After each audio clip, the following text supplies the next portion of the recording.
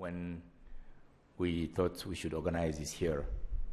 I said, yes, Kigali brought us really very good luck. Look where we are today.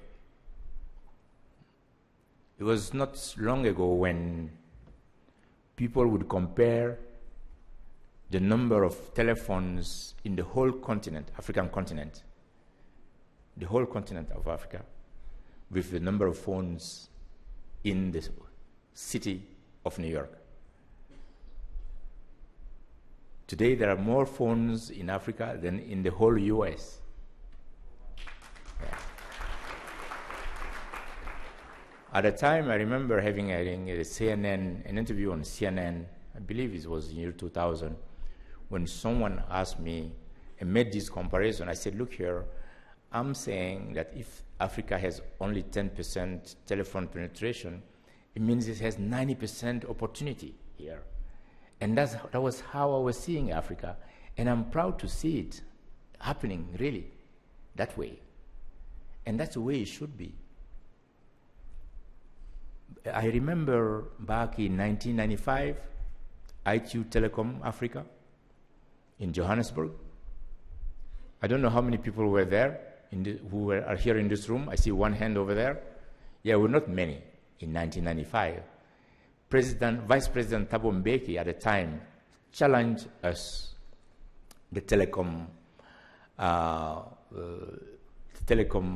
staff and team, to have in Africa 50 million lines by the turn of the century. 50 million lines in 5 years. That was seeming to be an impossible task. Impossible challenge. How can you have 50 million phones in Africa in 5 years? Look how many hundreds of millions of lines we have today. That's where we came from. Then there is a hope. The future is simply bright, because back in the earlier days when we met last time here, our continent was thinking inside the box. And today, we are simply all thinking they're equal to anyone else. And this is the industry that is driven by human brain. As I always say, this is the only natural resource that is equally distributed everywhere in the world. There is no nation, race, or culture that has more or less of that. But brains have to be trained. And it's important for our continent to focus on capacity building. And that's why I really applaud some of the initiatives that came out of the Connect Summit, like the Carnegie Mellon University that is here in Kigali. And I know there are some proposals in the manifesto for a ICT capacity development fund. Those are real things. The brains are like computers. They need softwares. The brains need to be trained. And we need to have to make focus on that in this field. Let me go back again to Connect Africa Summit in 2007 and tell you some of the things that came out of that. There was a number of concrete goals that we set together on the continent back then. The first goal was to interconnect all African capital cities and major cities with ICT, broadband infrastructure, and strengthen connectivity to the rest of the world. Goal number 2 was to connect African villages to broadband ICT services by 2015 and implement shared access initiatives such as community telecenters and village phones. The third goal was to adopt key regulatory measures that promote affordable, widespread access to a full range of broadband ICT services, including technology and or service neutral licensing, authorization, allocating spectrum for multiple competitive broadband wireless services, creating national internet exchange points, and I was stated again this morning, I believe, by the representative of the Vice President of the African Development Bank. Without IXPs, our traffic will go around the world before it comes to the neighboring house in the same across the street, and that's unfortunate, and that adds up on the cost. And implementing competition in the provision of international internet connectivity. The fourth goal was to support the development of a critical mass of ICT skills required by the knowledge economy, notably through the establishment of a network of ICT centers of excellence in each of the sub-regions of Africa, and ICT capacity building and training centers in each country, with the aim of achieving a broad network of interlinked physical and virtual centers, while ensuring coordination between academia and industry by 2015 again. 2015 constantly came in our agenda, and at the time, as you remember, the Broadband Commission for Digital Development was not created. At the time, back in 2007, we were linking ICT with meeting the Millennium Development Goals. We know that the MDGs will not be met in health without e-health, in education without e-education. Poverty will not be eliminated without e-services. Instead, with the e-services, will create wealth. In fact, in the MDGs, when I see poverty alleviation, I keep smiling, because why do you want to alleviate my poverty? We want to end poverty. We want to create wealth. That's what we need to look at, the positive side of it. And that's very, very key.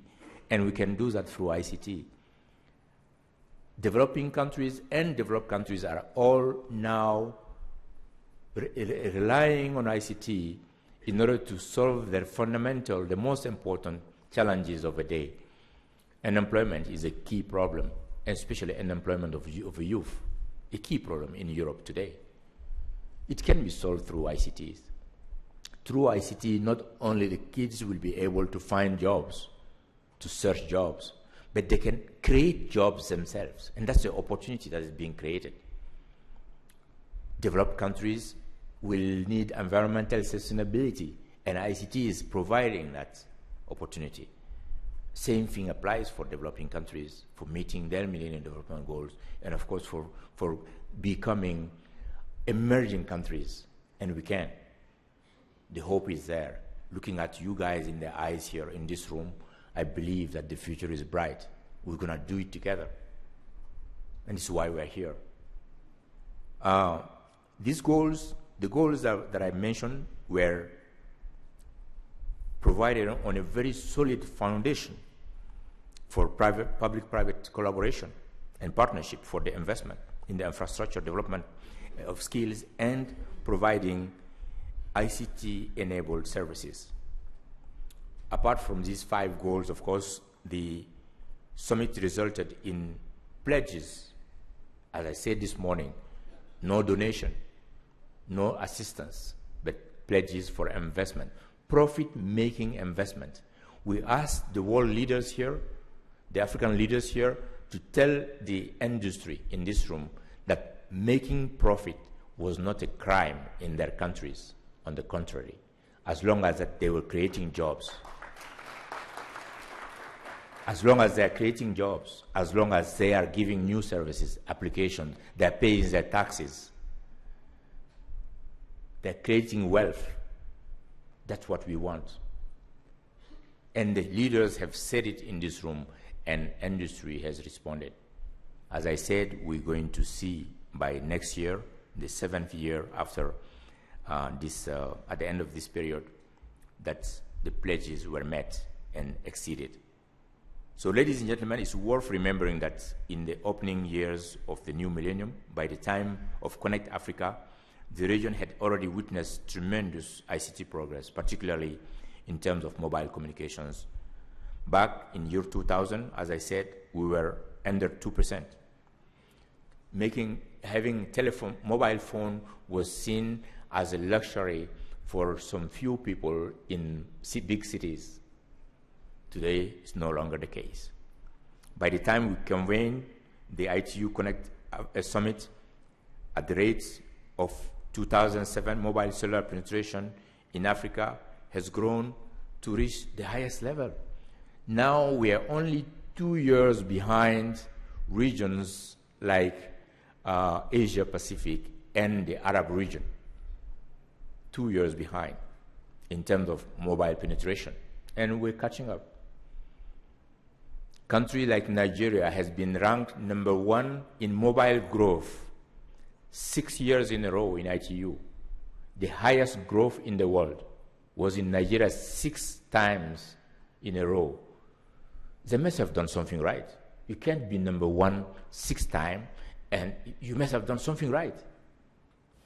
And we all know the necessary legal and regulatory framework that was put in place in Nigeria and the way the Nigerian Communication Commission was working by setting the level playing field and having very strong support by its president.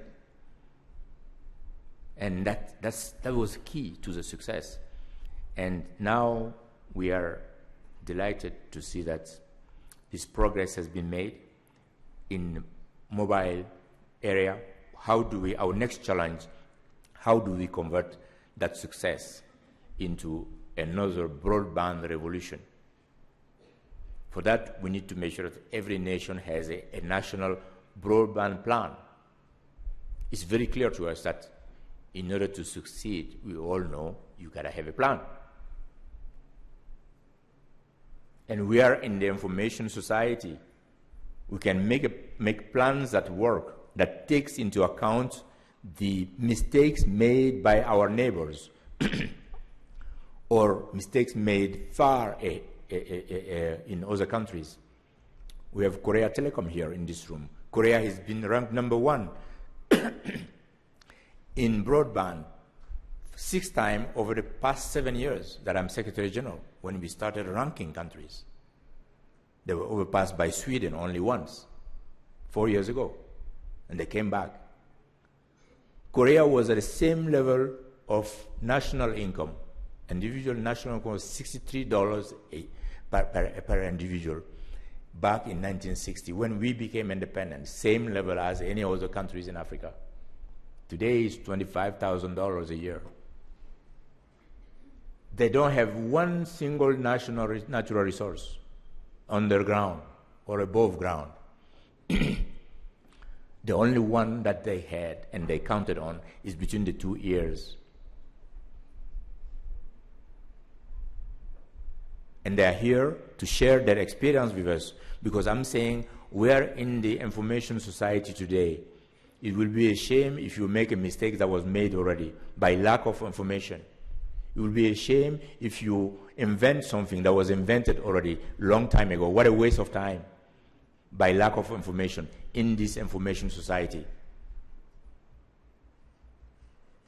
Our ultimate goal is the knowledge society, where everyone has access to information, use information, create information, and share information. Those are the 4 prerequisites. And it's not my invention. This was said in the Tunis agenda of the World Summit on Information Society back in 2005. We're building the foundation of the knowledge society that we're dreaming of together. And it can be done. And this is why I am not surprised to see all of you here in this room talking about the future we want and taking advantage of the presence of younger generation in this room. We'll be listening to them, because their time is coming to take over, and we need to leave this place in good hands. And they are prepared. We want to listen to them, what they want or what they don't want us to do. And this is the beauty of this. We will listen to our leaders from tomorrow.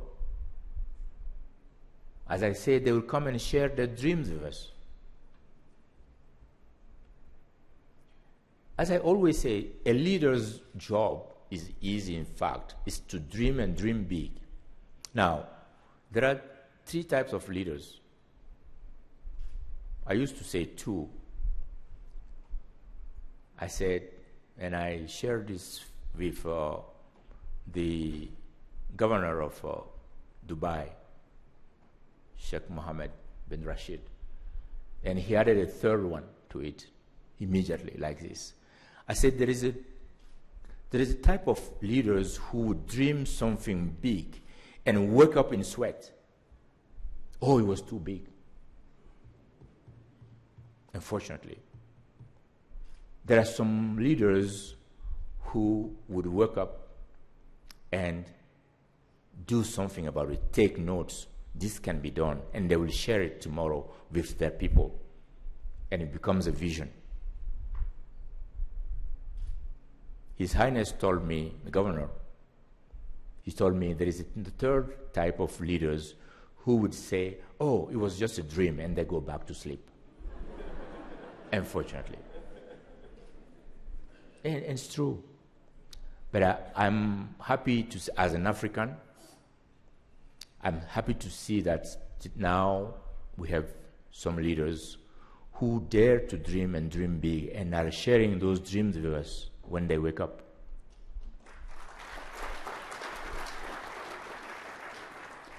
And they're ready for the challenges that we're going to put on them.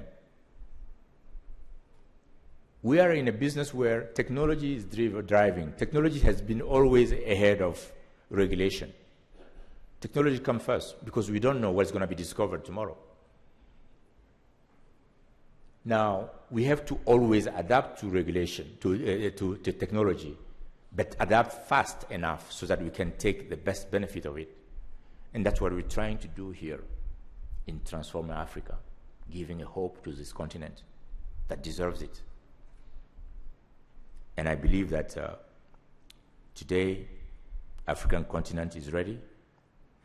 We have the necessary skills. People have been trained. We have to continue to do that. I was very pleased a couple of years ago to go to Mombasa when the first submarine cable was landing there. I had tears in my eyes.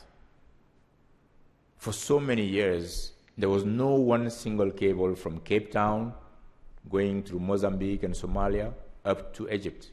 No one single cable. Today we have 4.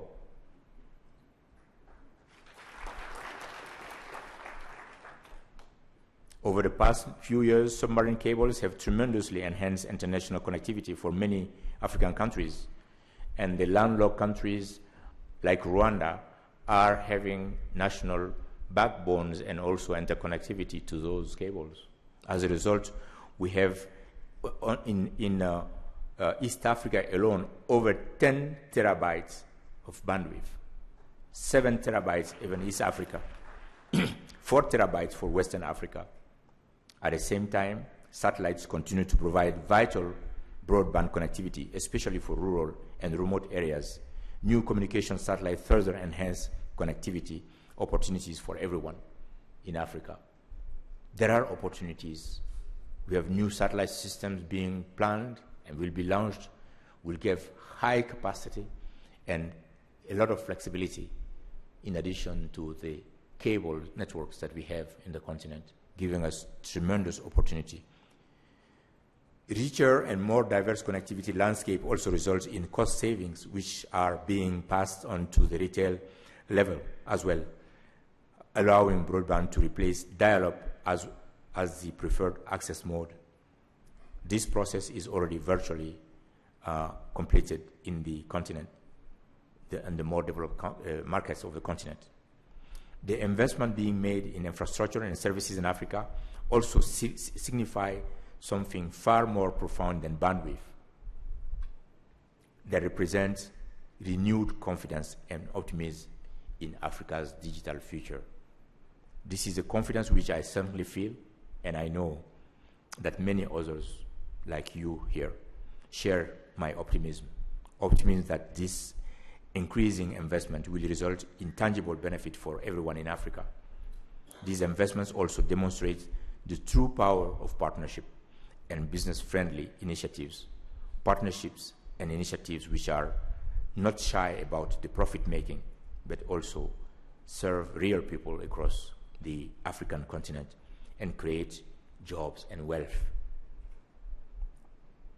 Indeed, if there is one message which should be heard loud and clear, and which I think we will hear very well articulated at the Transform Africa, it is that Africa will continue to offer significant returns on investment for a long, long time to come. We also need to continue leveraging the power of public-private partnership.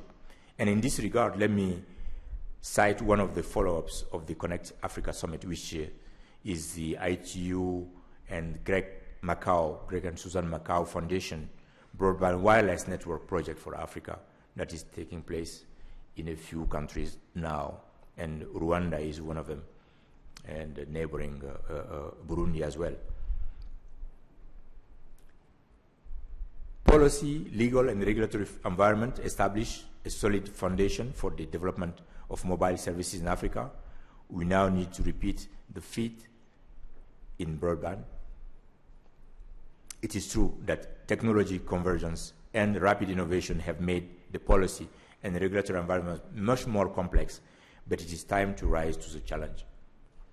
The challenge is not unique to Africa. Many other countries are trying to identify the most appropriate solutions. Work of our Broadband Commission for Digital Development, co-chaired by President Kagame and Carlos Slim Helu from Mexico. As our MC, Pedro, said, I am proud to be co-vice chairman of that commission that is trying to challenge the world to have national broadband plans, to challenge the world to have some targets to be met on broadband take-up and broadband affordability. We still have broadband access costs that is too high for the least developed countries. It costs more than 50% of the monthly income today in some countries.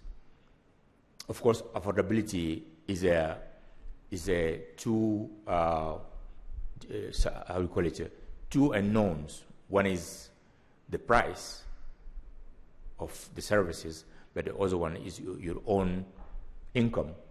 So we need to play on both, bring prices down, and of course get the incomes to go up as well in the continent, and that can be done. So I encourage you all to continue to work together to making sure that we take broadband as a key.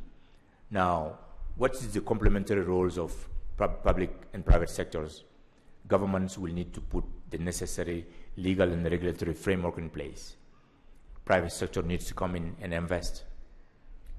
Governments come back again with some few national applications, e-solutions, e-health, e-education, e-commerce, e-tourism, e-agriculture, that will help trigger the demand so that revenues will start flowing, and private sector is known for being very innovative and going to the public at large, providing new services and new applications. This has worked everywhere else. It works in Africa as well. Countries that have tried it, we know here in Rwanda, the new partnership between KT and the Rwandan government have been something, it's a very good start, a model that I would like to see being replicated in many other countries. We have many success stories around the world. I will not name them all. I'll stick to Rwanda here where we are, but I know there are many of the things that you guys are doing on the continent. I take the credit as Secretary General of ITU, unfortunately, while you guys are doing the job. It's unfair. It's unfair. But that's how it is. People are praising ITU Secretary General for all the good things that happen, but it's you guys are doing it. And the least I can do is to give you the credit here today, and thank you very much for what you're doing. Let's continue to do it.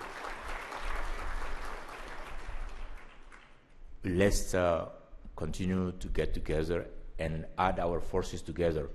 We're in an industry that will make profit for all of us. Let's make the pie bigger and share it. Let's not throw sand in it so no one can eat it. That's the thing. It's cultural wake-up that we need.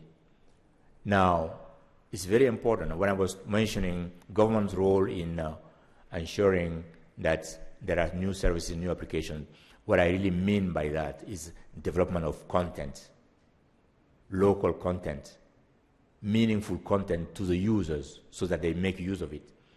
And we know 80% of the users need local content, the weather, the prices of some of the goods and products, and the nearest products where they can find them. And therefore, it's important to put an emphasis on creating content in the African continent if you want to be competitive with the rest of the world. So let me thank you very much on this, and stop hoping that now you can wake up your neighbors if they were sleeping. This speech is over. Thank you very much.